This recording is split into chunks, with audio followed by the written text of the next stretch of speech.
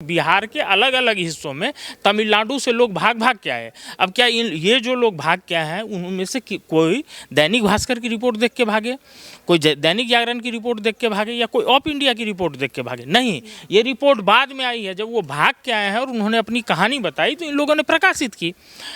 उसके बाद चूंकि तेजस्वी यादव पूरे रडार में आ गए, लोग सवाल पूछने लगे कि भाई राज्य के लोग पीटे जा रहे हैं और आप जो है वहाँ जन्मदिन मनाने जा रहे हैं। उसके बाद जो है बिहार पुलिस और तमिलनाडु पुलिस की निद्रा टूटती है। अभी कह रही है ना तमिलनाडु और बिहार की पुलिस की मीडिया अफवाह फैला रही है। क्या आप यह अपेक्षा करते हैं कि पत्रकार जो है खबर छापने की बजाय वो तमिलनाडु चला जाएगा तिरुपुर में पड़ताल करने के लिए? क्या मीडिया का काम है, जो जांच एजेंसी का काम है वो मीडिया का काम है? मीडिया का ये काम नहीं ना है।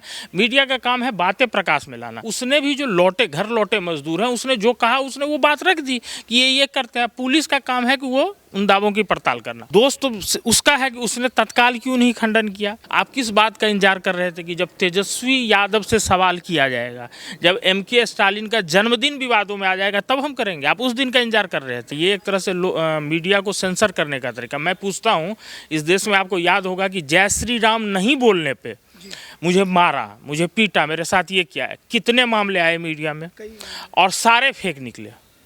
क्या मीडिया ने नहीं छापे? अब उन पे तो केस नहीं हुआ ना। तो क्या आपको लगता है कि पुलिस का जो सिस्टम है, काम करने का तरीका है, उस व्यवस्था में दोष नहीं है? पत्रकार क्या है, वो कोई ईश्वर थोड़े है। चूक तो उससे भी हो सकती है। तो ऐसे ही यूट्यूबर से भी हो सकती हैं कि गलतियां हुई हों।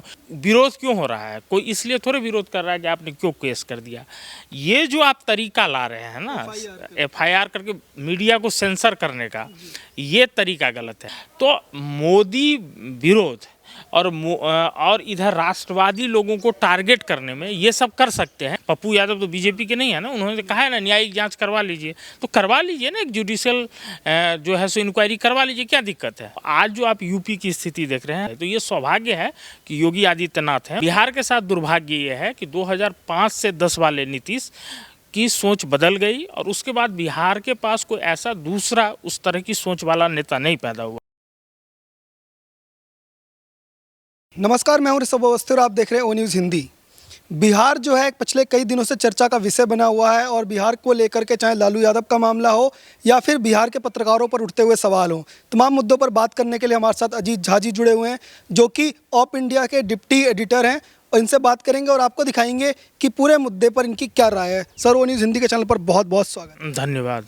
अजीत झा जी, ये बताइएगा कि बिहार में लालू यादव को लेकर के जो मामला चल रहा है वो कई सालों पुराना है और लगातार इस पर चर्चा होती रही है, पर जो आम दर्शक है, अगर उनको हम आसान भाषा में समझाना चाहें कि ज़मीन जो है वो ली गई रोजगार के बदले, क्या ये पूरा मामला था? देखिए, इसमें जो है लालू यादव से जो जुड़ा मामला है, उसमें पहले देखिए एक है चारा घोटाला, जिसमें वो सजा याफ्ता है। तो ये जब वो बिहार में उनकी सत्ता थी, मुख्यमंत्री होते थे, और इसी घोटाले के कारण उनको अपना पद छोड़ना पड़ा था और अपनी पत्नी को उन्होंने पद दे दिया था। एक वो मामला है। दूसरा मामला है कि जब वो UPA 1 में जब रेल मंत्री बने और जब इस तरह के दावे किए गए कि उन्होंने रेलवे को बदल दिया है, चमत्कार हो गया है पूरा। फिर आपको ध्यान होगा कि UPA 2 में जब उसी सरकार में ममता बनर्जी रेल मंत्री आई तो उन्होंने श्वेत पत्र लाया, क्योंकि रेलवे की एक खस्ता हालत थी, लेकिन उस समय बहुत आडंबर रचा गया था।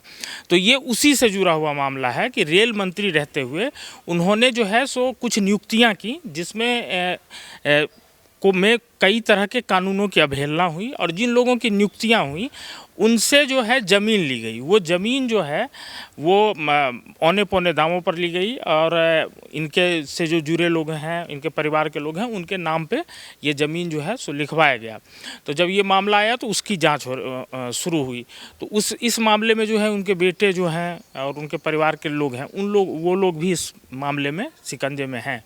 तो इसलिए जो अभी ED की जो जांच चल रही है, जो पूछताछ चल रही है, जिसको लेके वो एक तरह से जो है सो इमोशनल पिच पे खेलने की कोशिश कर रहे हैं। खासकर जो उनकी बहू है वो अभी प्रेग्नेंट है और अभी आपने आज देखा होगा कि उन्होंने ट्वीट भी किया है। उन्होंने ट्वीट में कहा कि आपातकाल में जो स्थिति थी वो भी ऐसा नहीं होता था जिस तरीके से भाजपा जो है वो ED का और CBI का इस्तेमाल कर रही है। छोटे छोटे बच्चे जो हैं उनको परेशान किया जा रहा है, बहू जो है प्रेग्नेंट बहू, उसको भी परेशान किया जा रहा है। क्या तो लालू यादव को तो पहले ये बताना चाहिए कि वो जब बिहार में थे, जब बिहार में उनका और राबड़ी देवी का शासनकाल था, तब जो है सिवान से साहबुद्दीन एक था, इन्हीं की पार्टी का सांसद रहा है, उसने तेजाब से जो है युवकों को नहला दिया। वो किसी का बच्चा था या नहीं था? तेजाब डाल चंदा बाबू भी तो किसी के पिता थे ना, उनकी क्यों नहीं सुनवाई हुई इनके शासनकाल में? इनके शासनकाल को क्यों जंगल राज कहा जाता है? क्यों इनके शासनकाल में जो है लोगों ने अपना सरनेम तक छिपाना शुरू कर दिया? क्या वो किसी के बच्चे नहीं थे? जिनके बच्चों ने अपना सरनेम छिपाया, क्या वो किसी उनके माँ बाप नहीं थे? क्या उनकी भावनाएं नहीं थी? उनका तो कोई दोष नहीं था ना। यहाँ तो सीधा सीधा दोष है कि आपने जो है कुछ कानूनी रूप से आप पे आरोप है, उस आरोप की तो जांच होगी। और भाई इस देश में एक न्यायिक प्रक्रिया, एजेंसी जांच करेगी और ये जाएगी कोर्ट में जाएगी। कोर्ट को अगर तथ्य लगेगा, उसके सबूत होंगे, तो उस आधार पर सजा होगी, जैसे इनको चारा घोटाले में हुई है। तो ये पूरा मामला तो वही जुड़ा है। तो क्या आपके खिलाफ कोई आरोप लगा है तो उसकी जाँच नहीं हो? और जाँच हो तो क्या ये आपातकाल है? या आपातकाल वो था, जंगल राज वो था जिसमें एक सामान्य व्यक्ति का, जिसका कोई दोष नहीं था, वो शाम होते ही घर से निकलना नहीं चाहता था, उसकी हत्या हो जाती थी, छोटे छोटे बच्चों को उठा लिया जाता, अपहरण किया जाता था, फिरौती थी, पूरी व्यवस्था बिहार की आपने चरमरा दी। वो था जंगल राज। वो उस समय जो बोलता था आपके खिलाफ, उसके वो कहाँ चला जाता था, गायब हो जाता था, संदेहास्पद स्थिति में मृत्यु हो जाती थी, पत्रकारों तक की हत्या हुई है बिहार में। वो होता है आपातकाल, वो होता है जंगल राज। तो आज जो हो रहा है वो तो एक सिस्टम है, वो एक प्रक्रिया पे आरोप लगेगी, जांच एजेंसी जांच करेगी, ठीक है। तो लालू यादव ही क्या है कि वो जो बहू गर्भवती है उसके आधार पे इसको भावनात्मक पीछ पे इस मामले को ले जाने की कोशिश कर रहे हैं, ताकि जो उनका जो पाप है और जो उन्होंने सत्ता में रहते हुए, रेल मंत्री रहते हुए जो किया है, वो किसी तरह से छिप जाए, दब जाए। क्योंकि 2024 में चुनाव भी है, और तो अगर आपका सब कुछ पब्लिक के सामने आ जाएगा तो एक तो वैसी ही राजनीति बहुत बच्ची खुची नहीं है उन लोगों की। लेकिन अभी क्या है कि बिहार में सरकार भी है, नीतीश कुमार के साथ सरकार में है। तो जब ये शिकंजा कसेगा, जब ये चीज़ें और आएंगी, तो इनकी सरकार को भी खतरा है, क्योंकि इसमें इनके बच्चे जो उप मुख्यमंत्री हैं वो उन लोगों का भी नाम है। तो इसलिए ये पूरा जो है लोगों का ध्यान भटकाने के मकसद से वो इस तरह का ट्वीट कर रहे हैं। आपने देखा कि जैसे बताया कि बिहार की इतनी विभत्स स्थिति रही है इनके राज में, उसके बावजूद इन लोगों को क्यों फिर बिहार की जनता ने चुना? नहीं, देखिए, अभी जो वो सत्ता में हैं वो तो ये नहीं है कि उनको बिहार की सत्ता दी गई है। और हाँ, जबकि 2020 का विधानसभा चुनाव हो रहा था तो नीतीश कुमार से, क्योंकि मैं वो चुनाव कवर कर रहा था, मैं पूरे बिहार घुमा हूँ, नीतीश कुमार जो भाजपा के साथ सरकार चलाते, नीतीश कुमार के खिलाफ इतनी नाराजगी थी कि अगर भाजपा साथ में नहीं होती और अंत में नरेंद्र मोदी और योगी आदित्यनाथ ने ताकत नहीं झोंकी होती, तो लौट के जो है एनडीए की सरकार वापस नहीं आती। और इसके कारण दूसरे विकल्प में कौन थे? तेजस्वी यादव। तो उनके पक्ष में चीज़ें थी, और आप देखेंगे कि पहले राउंड के नतीजे उठाएंगे तो वो दिखता है। इसके बावजूद सवाल उठता है कि जब सब कुछ आपके पक्ष में था तो फिर बिहार में आपको पूर्ण बहुमत क्यों नहीं मिला? उसका कारण ही ये है कि ये जो इनकी विरासत दे के, जो लालू राबड़ी के राज का, जो जंगल राज का विरासत है, लोगों को वही डर था। लोगों ने अभी तेजस्वी को टेस्ट नहीं किया। तेजस्वी मुख्यमंत्री नहीं रहे हैं कि आप कह सके कि उन्होंने अपने रहते इस तरह का माहौल बनाया। ये उनके माता पिता की देन है। उसी विरासत के खौफ से बिहारियों ने उनको सत्ता नहीं सौंपी, और वो जो है सत्ता की रेस से बाहर हो गए और एनडीए की सरकार बनी। और अभी नीतीश कुमार ने पलटी मारी और उनके साथ वो सरकार में है। दूसरी बात है कि मान लीजिए सत्ता मिल जाती है, अगर आप बिहार के परिप्रेक्ष्य में देखें तो है क्या कि राजनीतिक विकल्प बहुत सीमित है। एक तरफ जो है नीतीश कुमार है जिनकी प्रतिष्ठा अब खत्म हो चुकी है, दूसरी तरफ भाजपा है जो वहाँ पे राज्य के स्तर पर उसके पास कोई ऐसा नेता नहीं है जिसके लिए आप यह कह सके कि मधुबनी में जितना उसका प्रभाव है उतना ही बांका में मिलेगा, जितना उसका भोजपुर में प्रभाव है उतना नालंदा में मिला है। नेता हैं लेकिन उनके अलग अलग पॉकेट हैं, वो ऐसे प्रभाव वाले नेता नहीं है जो राज्य स्तरीय एक समान प्रभाव रखते हों। कांग्रेस विलुप्त हो गई हैं, वामपंथी दल भी अभी इसी चुनाव में, पिछले चुनाव में रिवाइव हुए, नहीं तो उससे पहले वो भी खत्म हो चुके थे। तो दूसरे विकल्प जो है वो लालू का परिवार है। तो जब तक जो है कोई ऐसा राजनीतिक विकल्प नहीं उभरेगा या फिर कोई ऐसा नेता नहीं आएगा, जैसे नीतीश कुमार एक नेता के तौर पे उभरे थे, उसके बाद उनको जो है सो यहाँ की गद्दी मिली थी, अगर वो आ जाए तो राजद उस स्थिति में चला जाएगा जैसे वो 2020 से पहले जदयू के साथ साथ गठबंधन में किए थे तो उनकी ठीक स्थिति थी 2015 के विधानसभा चुनावों से पहले जिस स्थिति में राजद था उसी स्थिति में राजद चला जाएगा। अच्छा, आपने उत्तर प्रदेश जो है और बिहार दोनों को काफ़ी करीब से देखा है, और उत्तर प्रदेश की जो स्थिति आज वर्तमान में है, अगर हम 10 साल पीछे चले जाएं तो बिहार की जो स्थिति थी लगभग वही समस्याएं उत्तर प्रदेश में भी थी। लेकिन आज उत्तर प्रदेश की तस्वीर जो है वो पूरी तरह से बदल चुकी है, और वर्ल्ड लेवल पर आज यूपी का जो नाम है वो अलग से जाना जाता है। तो बिहार में ऐसी क्या चीज़ें जो रही हैं, आपको लगता है कि वो अगर दूर हो जाती, या फिर बिहार को ऐसा क्या नहीं मिला जो उत्तर प्रदेश को आज मिल गया जिसकी वजह से आज उसकी तस्वीर बदल गई? देखिए, इसको ऐसा है कि अभी जो आप जो कह रहे हैं योगी आदित्यनाथ के आने के बाद से जो बदला है, क्योंकि यहाँ पे भी उससे पहले मायावती थे, मुलायम सिंह यादव थे, बीच बीच में भाजपा भी जोर तोड़ से आती रहती थी। तो ये सही है कि उससे पहले नीतीश कुमार से पहले जो लालू राबड़ी का समय था तो कमोबेश एक जैसी स्थिति थी। लेकिन जब 2005 में नीतीश कुमार आए थे तो आज जैसे आप योगी आदित्यनाथ की बात कर रहे हैं, करीब करीब उसी तरह की प्रतिष्ठा नीतीश कुमार की भी थी। क्योंकि दरअसल बिहार में काम हुए थे, वो काम क्या थे, सड़क का, क्योंकि सड़क था नहीं, वहाँ पर गड्ढे थे, गांव-गांव में बिजली। मैं इस बहस में अभी नहीं पढ़ना चाहता कि उसमें से कितने मंत्रालय बीजेपी के पास थे जहाँ काम हुए, लेकिन चूंकि नीतीश कुमार अगुवा थे, मुख्यमंत्री थे, तो श्रेय उनको देना चाहिए। तो इसी तरह की प्रतिष्ठा नीतीश कुमार ने अर्जित की थी जैसे योगी आदित्यनाथ ने की है। उसके बाद क्या है कि जब ये वो काम थे जो काम बिहार में 20 साल पहले हो जाने चाहिए थे, नहीं हुए थे, नीतीश कुमार ने किया। उसके बाद का स्टेप था क्या कि वहाँ पे जो शैक्षणिक व्यवस्था चरमरा रही थी उसको कैसे सुधारा जाए, स्वास्थ्य की व्यवस्था जो चरमरा रही थी उसको कैसे सुधारा जाए। क्योंकि स्वास्थ्य व्यवस्था का मतलब ये नहीं है कि आप एक ज़मीन पे जो है ईंट गारे से एक बिल्डिंग खड़ी कर दें, वहाँ पे उपकरण भी तो होने चाहिए, वहाँ पे डॉक्टर भी तो बैठे ताकि समुचित उपचार हो लोगों को। ऐसे ही स्कूल का मतलब ये नहीं है कि आपने एक बिल्डिंग खड़ी कर दी, वहाँ योग्य शिक्षक हों, वो उनको विषय की समझ हो, वो बच्चों को जो है बदलते दौर के हिसाब से पढ़ा सके। ये सब काम नहीं हुए। इसी तरह से उद्योग धंधे को लेकर जो है जैसा यूपी में प्रयास हो रहा है वो नहीं है। तो उसके कारण जो है 2005 से 2010 तक बिहार में इसी तरह के बदलाव दिख रहे थे। चूँकि नीतीश कुमार उसको कंटिन्यू नहीं कर पाए उस लेगेसी को, उसके कारण फिर से बिहार वहीं जाता दिख रहा है जहाँ पे अभी है, आज के दौर में है। यही हुआ है यूपी में। जब योगी आदित्यनाथ आए तो एक उसी तरह के विजन के साथ आए, काम हुआ। ठीक है, अभी ऐसा नहीं है कि यूपी जो है स्वर्ग बन गया, बहुत सारी समस्याएं अभी है। लेकिन क्या था कि जो पिछले 20-30 सालों से जो माहौल था वो माहौल बदला है। तो उस सकारात्मक माहौल में मान लीजिए अभी इनका दूसरा कार्यकाल है, अगर और ये एक दिन में चीज़ें नहीं होती हैं, तो ये इन्होंने जो जो काम का बीरा उठाया, जैसे बदलाव कर रहे हैं, ट्रांसफॉर्म कर रहे हैं। मान लीजिए कल को इनकी इच्छा शक्ति खत्म हो जाए या इनकी राजनीतिक महत्वाकांक्षा अलग हो जाए, इनकी राजनीतिक सोच थोड़ी अलग हो जाए, या फिर मान लीजिए कोई दूसरा नेता आए इनके जगह जिसकी सोच इस तरह नहीं हो, जो आगे बढ़ के लीड न करना चाहता हो। क्योंकि यूपी में भी तो मुख्यमंत्री दिया है ना बीजेपी ने, आप नाम तक नहीं जानते होंगे, राम प्रकाश गुप्त एक बीच में मुख्यमंत्री बन गए थे, ऐसे ऐसे लोग भी हुए हैं। तो ऐसा नहीं है कि बीजेपी में भी सब विजनरी लीडर ही हैं। तो अगर नहीं होता है तो आज जो आप यूपी की स्थिति देख रहे हैं, संभव है कि वो पीछे हो जाए। तो ये सौभाग्य है कि योगी आदित्यनाथ हैं, उनको रहना चाहिए। बिहार के साथ दुर्भाग्य ये है कि 2005 से 10 वाले नीतीश की सोच बदल गई और उसके बाद बिहार के पास कोई ऐसा दूसरा उस तरह की सोच वाला नेता नहीं पैदा हुआ।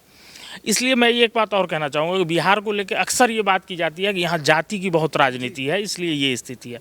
जबकि आप इस देश में किसी भी हिस्से में चले जाइए, मैं कह रहा हूँ आपको, हर जगह राजनीति में जाति के समीकरण महत्व है, और ये तभी टूटते हैं जब कोई विजनरी लीडर आ जाए। नहीं है अगर, तो हर आदमी अपने अपनी सहूलियत के खंभे के साथ खड़ा होता है। बिहार में आज यही है। नीतीश कुमार आए थे तो ऐसे ही टूटा था। कल को कोई एक नेता आ जाएगा तो फिर से आप जिस सोच की बात कर रहे हैं, बिहार को लेकर जिस तरह के सकारात्मक दृष्टिकोण लोगों के बीच में आए, वो फिर से बन सकता है। ये बहुत बड़ी बात नहीं है। लेकिन सवाल ये है कि वो जो दृष्टिकोण है उसको फिर क्रियान्वयन कैसे होता है, उसमें टाइम लगता है। तो क्या वो एक लीडरशिप, पहला तो सवाल है, एक ऐसा लीडरशिप आएगा? अगर आता है तो ये तो है कि जब आता है ऐसा नेतृत्व, उसको मौका मिल जाता है। लेकिन क्या वो फिर जो है अपनी महत्वाकांक्षा नहीं बदलता है? क्योंकि दिल्ली में ही आप देखिए अरविंद केजरीवाल की सोच के साथ आए थे और वो कर क्या रहे हैं।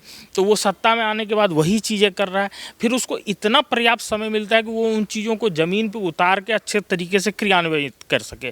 तो अगर ऐसा ऐसा होता है निकट भविष्य में कभी बिहार में, तो यूपी के लिए जैसी सोचे वैसी ही आ जाएगी। अगर ऐसा, हाँ, बदल सकती है। अगर ऐसा नहीं होता है तब तो या इस तरह का पीरियड कंटिन्यू हो गया तो ये फिर बिहार के लिए बहुत भयावह स्थिति हो जाएगी। आपने देखा होगा पिछले कई मतलब दिनों से लगातार जो है पत्रकारिता को लेकर भी चर्चा देश में हो रही है और ये कई लोगों के ऊपर केस दर्ज किए जा रहे हैं, कई बड़े संस्थानों के नाम भी इसमें आए हैं और उनको भी ये कहा जा रहा है कि आप खबरों की पहले जांच कीजिए, उसके बाद उनको प्रकाशित कीजिए, अन्यथा आपके खिलाफ केस दर्ज होंगे। तो ये जो चीज़ बढ़ी है, इसको लेकर के आपकी क्या राय है? देखिए, इसको अभी आप तमिलनाडु वाले कह रहे हैं जो वहाँ पे, इसको हम लोग एक दो उदाहरणों से समझते हैं। जैसे जो मेन स्ट्रीम मीडिया में जिन लोगों पे हुआ है, जागरण पे, दैनिक जागरण पे हुआ है, कार्रवाई की बात कही है, केस हुआ है या नहीं ये मुझे नहीं पता है, लेकिन कल तमिलनाडु पुलिस ने ट्वीट कर ये बात कही है।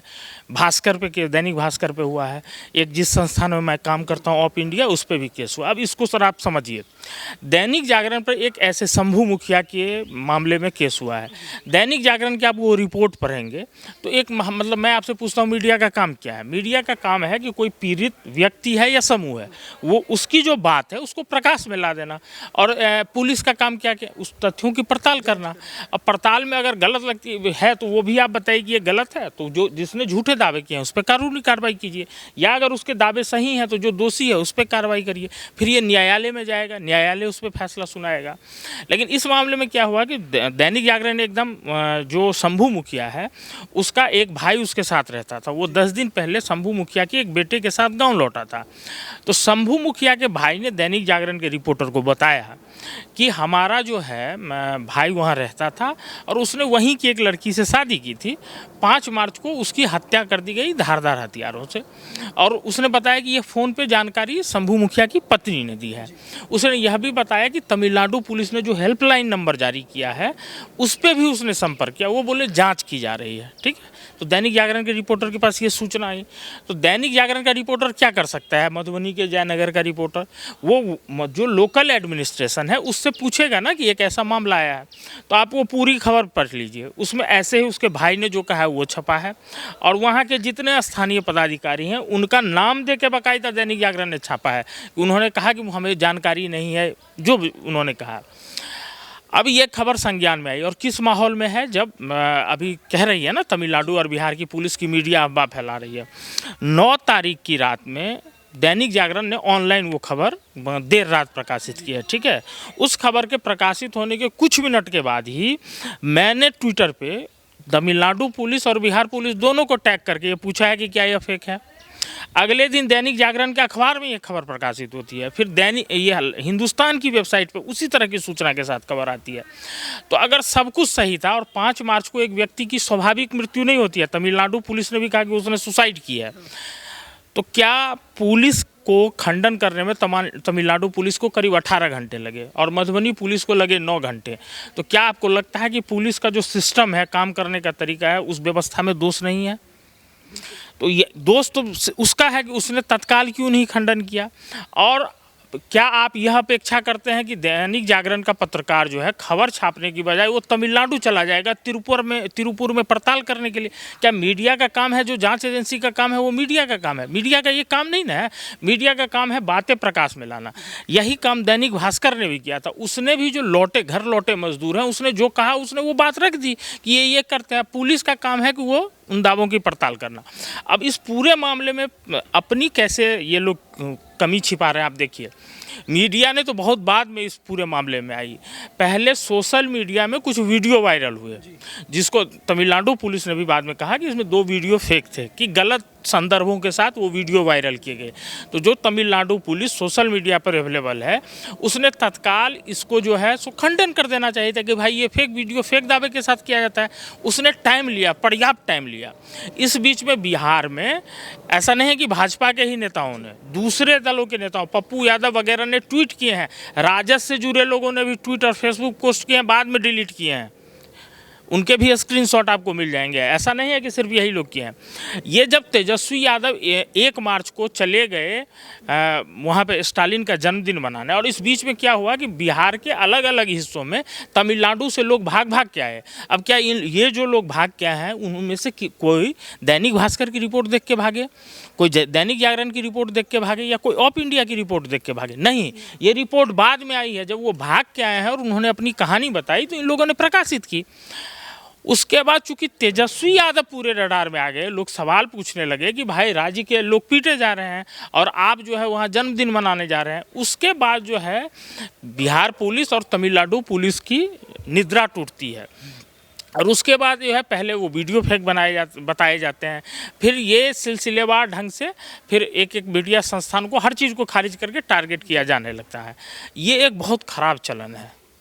आप देखिए कि ये जो है सो आप जो कह रहे थे लालू यादव कह रहे हैं कि आपातकाल है, ये बहुत ख़राब चलन है। ये एक तरह से मीडिया को सेंसर करने का तरीका। मैं पूछता हूँ, इस देश में आपको याद होगा कि जय श्री राम नहीं बोलने पे मुझे मारा, मुझे पीटा, मेरे साथ ये किया है, कितने मामले आए मीडिया में और सारे फेक निकले। क्या मीडिया ने नहीं छापे? वही लोग आज जो तमिलनाडु पुलिस को डिफेंड कर रहे हैं उन्हीं लोगों ने छापे हैं। जब पुलिस ने पड़ताल की तो पता चला ये फेक मामले हैं, ठीक है। अब उन पे तो केस नहीं हुआ ना, और होना भी नहीं चाहिए। मैं ये नहीं कहता हूँ कि आप उन पे केस करिए, नहीं होना चाहिए, क्योंकि मीडिया का काम ही है ये चीज़ें संज्ञान में लाना। जैसे इस केस में भी तमिलनाडु पुलिस ने जब ये क्लियर कर दिया कि ये वीडियोस जो हैं वो फेक हैं, तो उसके बाद मीडिया संस्थानों ने छापा कि ये वीडियो फेक है और न्यूज़ गलत फैलाई जा रही है। तो मीडिया का काम तो ये है कि अपडेट जो है देना। अगर आज खबर आ रही है तो उसको छापा, और अगले दिन अगर उसकी पुष्टि नहीं हुई तो फिर से उसको अपडेट किया। हाँ, और ये सब ने किया है। यहाँ तक कि अपने ऑनलाइन एडिशन में सब ने खबर भी बदल ली जब आ गई। तो पूरी तरह से यह तो साफ दिख रहा है कि इस मामले में कि तमिलनाडु और बिहार पुलिस जगी हुई नहीं थी। दूसरा बात क्या है कि जो यह क्या गलत है कि तमिलनाडु में हिंदी भाषियों के खिलाफ घृणा उगली जाती है। कई वीडियोस अभी भी हैं। दूसरों के तो छोड़िए, जो मुख्यमंत्री हैं स्टालिन उनके हैं, उनकी पार्टी के लोगों के हैं, ठीक है ना। तो एक हिंदी विरोधी भावना तो है ही ना। तो आप जो है सो ऐसे माहौल में तत्काल पुलिस को करना था कि अगर कुछ गलत हो रहा है और अफवाह फैल रही है तो आप किस बात का इंतजार कर रहे थे कि जब तेजस्वी यादव से सवाल किया जाएगा, जब MK स्टालिन का जन्मदिन विवादों में आ जाएगा तब हम करेंगे? आप उस दिन का इंतजार कर रहे थे। ये सब होने के बाद मीडिया में खबर आई है। मैं छोटा सा नोट चाहूँगा कि बिहार में एक कहा जा रहा है क्रांतिकारी पत्रकार की तरह जाना जाता है मनीष कश्यप को। तो मनीष कश्यप को जो तमिलनाडु का मामला है वो तो अलग चीज़ है, बट कई लोग ये कह रहे हैं कि इसलिए टारगेट किया जा रहा है क्योंकि जो प्लेटफॉर्म्स पर जाकर के बिहार की जो ट्रेनें जाती हैं अलग अलग राज्यों से, उनकी जो स्थिति थी उसको जो दिखा रहे थे, और उससे बिहार सरकार की जो पोल खुल रही थी उसकी व्यवस्था को लेकर के भी टारगेट किया जा रहा है। और तमाम जो ऐसी कोशिशें पहले पत्रकार ग्राउंड पे कर रहे हैं बिहार के अंदर रह करके, उन लोगों को भी इसीलिए टारगेट किया जा रहा है क्योंकि वो बिहार सरकार की पोल खोल रहे हैं। तो अपनी सरकार की जो पोल ना खुले, इसके लिए मुख्यमंत्री इस तरीके की चीज़ें करवा रहे हैं कि उनके ऊपर FIR हो जाएं और उनको दबा दिया जाए ताकि आगे कोई आवाज़ ना उठाए। देखिए, ये बहुत हद तक सही है, ऐसा नहीं है। देखिए, सोशल मीडिया ने क्या किया, इसने एक तरह से जो है हम कहते हैं ना, मीडिया में पहले आपके पास क्या था कि अगर कोई खबर छप गई और आप अपनी बात या अपनी आपत्ति दर्ज करवाना चाहते हैं तो आप क्या करते थे, एक लेटर लिख सकते थे संपादक के पास, और संपादक के पास वो लेटर भेजते थे। तो कोई गारंटी नहीं है कि वो छपेगी, ठीक है, और उसी स्वरूप में छपेगी कि नहीं छपेगी ये भी गारंटी नहीं है। तो सोशल मीडिया ने क्या किया कि हर व्यक्ति को मौका दिया, ठीक है, कि आप जो है आप हर कोई जो है सो सिटीजन जर्नलिस्ट वाली जो बात कहते हैं वो है, उस भूमिका में आ गए। तो उससे क्या हुआ कि चीज़ें धीरे धीरे एक्सपोज होने लगी। अब है कि इसमें से बहुत सारी चीज़ें गलत भी हुई होंगी, मैं ये नहीं कहता हूँ, बहुत गलत भी हुई होंगी। बहुत सारे लोगों के तरीक़ों से आप सहमत, मतलब जो आज मनीष कश्यप का समर्थन कर रहे हैं, ज़रूरी नहीं है कि उनमें से हर व्यक्ति मनीष कश्यप के तरीक़ों से को सही ही मानता हूँ। लेकिन सोशल मीडिया इनके यूट्यूबर्स के आने से पहले भी फेक न्यूज़ आती थी, ठीक है। आप जो है इंडियन एक्सप्रेस ने कुछ साल पहले, आपको ध्यान होगा, यह खबर छापी थी फ्रंट पेज पे कि तख्ता पलट करने के लिए जब UPA की सरकार थी, सेना जो है आगरा से कूच कर गई थी, और वो पूरी तरह से झूठी खबर थी। अभी वायर एक खबर भी वापस लेनी पड़ी है, फेक न्यूज़ वाली, ध्यान होगा उसमें। तो ऐसा नहीं है कि इन्हीं लोगों के आने से पहले हुआ, पहले भी छपती थी इस तरह की, क्योंकि पत्रकार क्या है, वो कोई ईश्वर थोड़े है, चूक तो उससे भी हो सकती है। तो ऐसे ही यूट्यूबर से भी हो सकती हैं कि गलतियां हुई हों, कुछ लोगों के नीयत में भी खोट हो, मैं ये भी मान सकता हूँ। तो इसका तरीका ये है कि आप जांच करिए और ऐसे लोगों को चिन्हित करके दंडित करिए। अब क्या किया जा रहा है इस पूरे प्रकरण में, आप देखेंगे कि उन सभी लोगों को, और ये क्या है, ये जो सोशल मीडिया या यूट्यूबर वाले जो लोग हैं, इनके कारण अब मोबाइल हाथ हाथ में है, ठीक है। अब अगर आपको पढ़ना भी नहीं आता है, सुनना और समझना तो आता है ना। आपने मनीष कश्यप का वीडियो देखा, वो एक प्लेटफॉर्म पे से दिखा रहा है कि ये देखिए कोई काम नहीं हुआ, ये देखिए बिहार सरकार की सड़क बन रही है और ये देखिए क्या मसाला इस्तेमाल कर रहे हैं, वो दिख रहा है उसको। तो इसका तो एक निगेटिव इम्पैक्ट तो सरकारों पर पड़ता ही है। तो जाहिर है कि उस हिसाब से सरकारें कार्रवाई करती है, और इस मामले में तो साफ साफ दिखती है कि सरकार पहले जो है इग्नोर करती हैं चीज़ों को, और उसके पास जिस तरह से कार्रवाई भी हो रही है उससे लगता है कि कुछ तो हुआ है, नहीं तो क्यों इतने लोग भागते। कुछ तो हुआ है जिसको छिपाने के प्रयास किए जा रहे हैं, और उसी क्रम में इन लोगों पे भी कार्रवाई हो रही है। हाँ, ये सही है और ये मैं मानता हूँ, और मानता हूँ कि इसको लेकर जो वैधानिक कार्रवाई है वो होनी चाहिए कि कुछ लोगों से गलती से जो है, जो फेक वीडियो जो शुरुआती थे जिसमें लोगों को काटा वगैरह जा रहा था, जिनका बिहारी श्रमिकों से या हिंदी भाषी श्रमिकों से सीधा नाता नहीं था, उन्होंने किया है, तो उस पर आप कार्रवाई करिए, उसमें कोई दिक्कत नहीं है। लेकिन आप जो है किसी की आवाज़ कुचलने का जो है विरोध क्यों हो रहा है, कोई इसलिए थोड़े विरोध कर रहा है कि आपने क्यों केस कर दिया। ये जो आप तरीका ला रहे हैं ना, FIR करके मीडिया को सेंसर करने का, ये तरीका गलत है। मैं कहाँ कह रहा हूँ कि हर कोई समर्थन करने वाला मनीष कश्यप का समर्थक होगा, वो पुलिसिया तानाशाही का विरोध कर रहा है इसलिए साथ में खड़ा है। तमिलनाडु को लेकर जो मामला है उसको लेकर तो तमाम लोग कह रहे हैं कि आप जांच करिए, कोई समस्या नहीं है, पर जो आवाज़ दबाने वाला है उसी को लेकर ही प्रतिक्रिया रही, ट्विटर पे जो ट्रेंड्स भी हो रहे हैं वो उसी चीज़ को लेकर ही हो रहे हैं। तो कौन जांच करवाएगा, ठीक है। इसमें जो है तमिलनाडु के लोगों पे आरोप है, ठीक है, और जो अभी सत्ता में है वो इसी तरह की राजनीति करते हैं, हिंदी भाषियों के खिलाफ जहर उगलने की। जैसे हमने बताया कि स्टालिन तक के वीडियो हैं, तो वो क्यों जांच करवाने जाएंगे। बिहार की सरकार क्यों जांच करवाएगी, क्योंकि बिहार का मुख्यमंत्री तो ट्वीट करके कहते हैं कि मुझे समाचार पत्रों से जानकारी मिली है, ठीक है। बिहार का वो उप मुख्यमंत्री क्यों करवाएगा जिस पे सवाल उठे कि ऐसी स्थिति में तुम जन्मदिन क्यों मनाने जा रहे हो स्टालिन के साथ, ठीक है।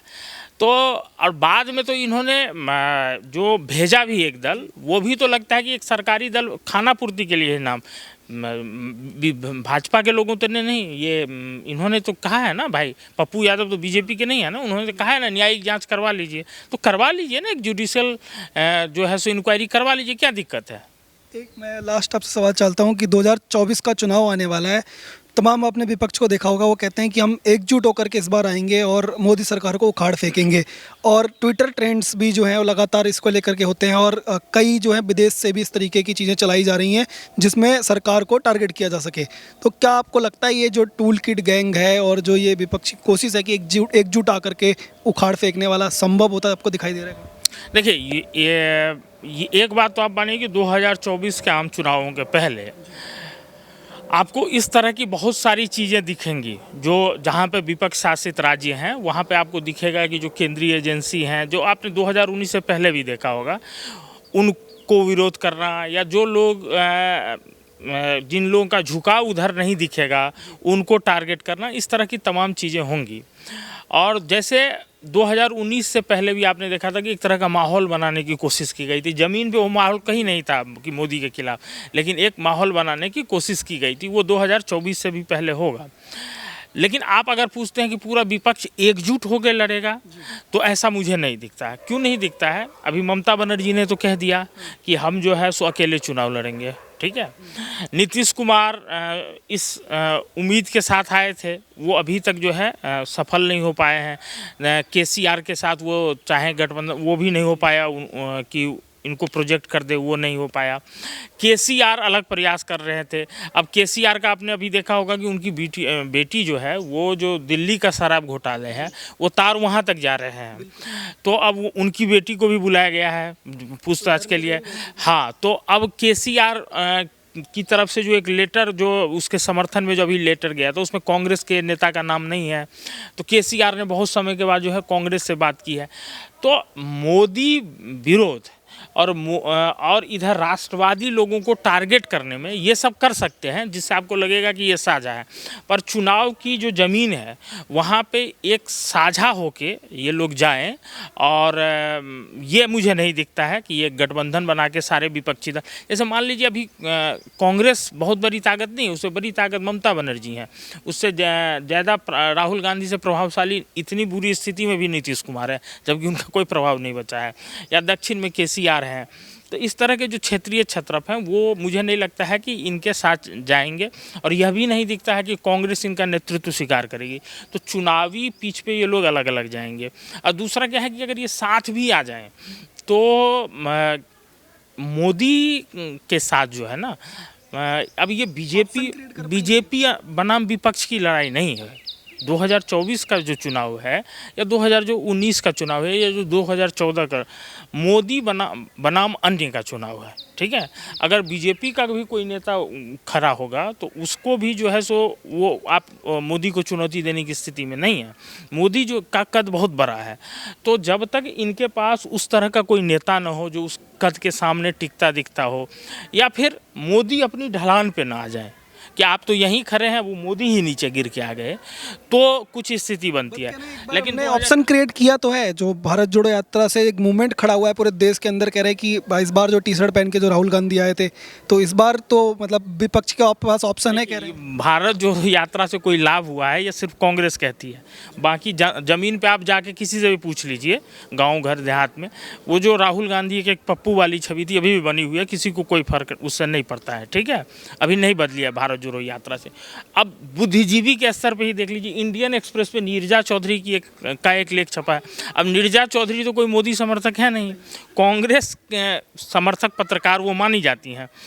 उन्होंने लिखा है कि जो अभी राहुल गांधी ने विदेश में और कैम्ब्रिज में जाके जो प्रलाप किया है, उसके कारण भारत जोड़ो यात्रा से उन्होंने जो गेन किया था वो कहीं पीछे छूट गया। ये नीरजा चौधरी लिख रही हैं, मैं नहीं कह रहा हूँ कि आप कहेंगे कि नहीं आप तो आलोचना ही करते हैं राहुल गांधी की। तो जो बुद्धिजीवी हैं वो भी ये सोच रहे हैं, और ज़मीन पे उसका कोई असर दिखता नहीं, क्योंकि राहुल गांधी कनेक्ट ही नहीं कर पाते हैं। तो न विपक्ष एक साथ आता दिख रहा है, और अगर विपक्ष आ भी जाएगा तो उसके पास कोई ऐसा नेता नहीं है जो मोदी को चुनौती देने की स्थिति में है। तो अभी मान लीजिए, खैर 2024 बहुत दूर है, लेकिन अभी की स्थिति और देखें तो मुझे लगता है कि अगर कोई चमत्कार न हो तो 2019 से भी बेहतर नतीजे आ सकते हैं। तो लगातार अजीत झा जी से बात कर रहे थे, बिहार के मुद्दों पर इन्होंने जो है काफ़ी जो है जानकारी तमाम दर्शकों को दी। इसके अलावा तमाम जो लोग हैं उनको उनके तमाम सवालों का जवाब दिए। 2024 चुनाव को लेकर भी रणनीतिक जो है उसके भी जवाब दिए। आप देखते रहिए ओ न्यूज़ हिंदी। धन्यवाद। जय हिंद।